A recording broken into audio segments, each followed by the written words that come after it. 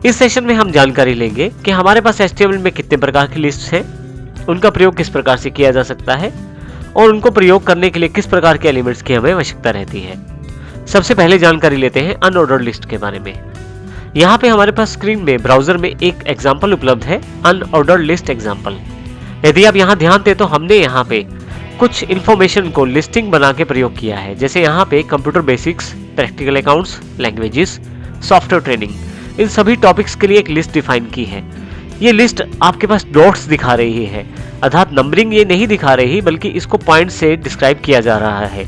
तो ऐसी लिस्ट जिसमें नंबरिंग नहीं रहती, डॉट्स या कुछ पिक्चर्स रहती हैं, वो अनऑर्डर्ड लिस्ट रहती है। इसी के साथ हमारे पास एक ऑर्डर लिस्ट एग्जाम्पल भी है। उसी कंटेंट को हमने नंबरिंग के साथ शो करने की कोशिश की है। ये हमारी ऑर्डर लिस्ट कहलाती है। इसमें हमारे पास सिर्फ डॉट्स की जगह पे एक नंबरिंग अवेलेबल हो गई है। एक तीसरा एग्जांपल और हमारे पास यहाँ उपलब्ध है डिस्क्रिप्शन लिस्ट के रूप में।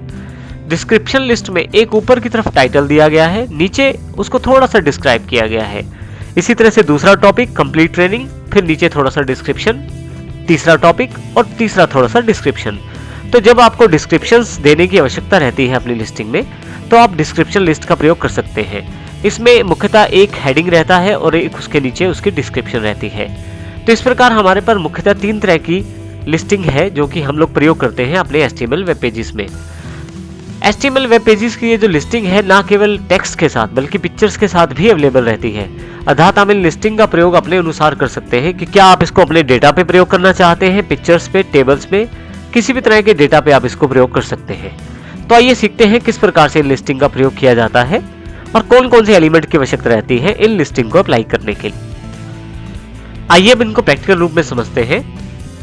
हमारे पास यहाँ पे 3 तरह की लिस्टिंग अवेलेबल है। सबसे पहले बात करते हैं अनऑर्डर्ड लिस्ट के बारे में, जो हमने एग्जांपल में भी देखी थी, जिसमें डॉट्स का प्रयोग किया गया था, जो कि हमारे पास एग्जांपल में भी उपलब्ध है। अनऑर्डर्ड लिस्ट को यूज करने के लिए HTML कोडिंग में हम UL टैग का प्रयोग करते हैं। UL टैग लगाकर हम ये जानकारी दे सकते हैं कि हमारी अनऑर्डर्ड लिस्ट शुरू हो चुकी है। फाइनली क्लोजिंग UL टैग लगाकर हम ये जानकारी दे सकते हैं कि यहाँ पे हमारी अनऑर्डर्ड लिस्ट खत्म है। उसके बीच में जितनी भी आइटम्स हमें लगानी है, उन सबको हमें LI टैग के साथ जानकारी देनी होती है। इसका अर्थ ये हुआ कि LI टैग के साथ हम इंटरनल जो लिस्ट है उसकी जानकारी दे सकते हैं, जबकि UL टैग शुरुआत और एंड में ये जानकारी देता है कहां से लिस्ट शुरू है और कहां पे खत्म है। तो इसके लिए हम 2 टैग का प्रयोग करेंगे, UL और LI टैग। आप देखेंगे कि इसको 24.unordered लिस्ट में हम लोग एग्जाम्पल में देख सकते हैं।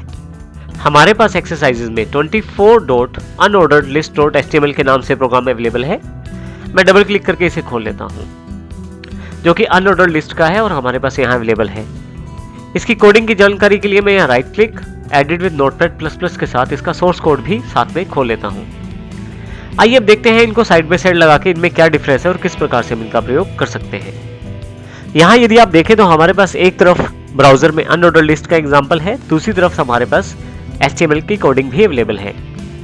बॉडी सेगमेंट की जानकारी लेते हैं। सबसे पहले हमारे पास H2 टैग है, जो एक टाइटल शो कर रहा है अनऑर्डर्ड लिस्ट एग्जाम्पल, परंतु इसमें हमारा जो मेन टैग है वो है UL। आप देखेंगे UL टैग को यहाँ से शुरू करके यहाँ क्लोज किया गया है, जो ये जानकारी देता है कि यहाँ से यहाँ तक UL लिस्टिंग रहेगी, अर्थात जितने भी एलिमेंट्स हैं वो सारे के सारे इस UL टैग के बीच में ही शामिल किए जाएंगे।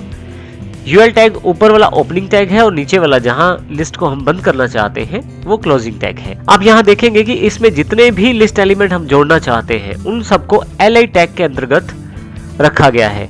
एक LI ओपनिंग टैग है और दूसरा LI क्लोजिंग टैग है। इसके अंतर्गत आने वाली सभी एलिमेंट्स यहाँ लिस्ट एलिमेंट में दिखाई देंगे, जैसे कि यहाँ पे कंप्यूटर बेसिक्स को दिखाया जा रहा है। इसी तरह से अगले LI एलिमेंट्स के लिए प्रैक्टिकल अकाउंट्स, तीसरे के लिए लैंग्वेज और फोर्थ के लिए सॉफ्टवेयर ट्रेनिंग का यहाँ पे एग्जाम्पल दिया गया है। अब जितने भी हम एलिमेंट चाहे यहाँ से प्रयोग कर सकते हैं UL का प्रयोग करते हुए। तो आप जितनी लंबी चाहे उतनी लंबी लिस्टिंग बना सकते हैं, बस आपको LI टैग और प्रयोग करना है। जैसे कि उदाहरण के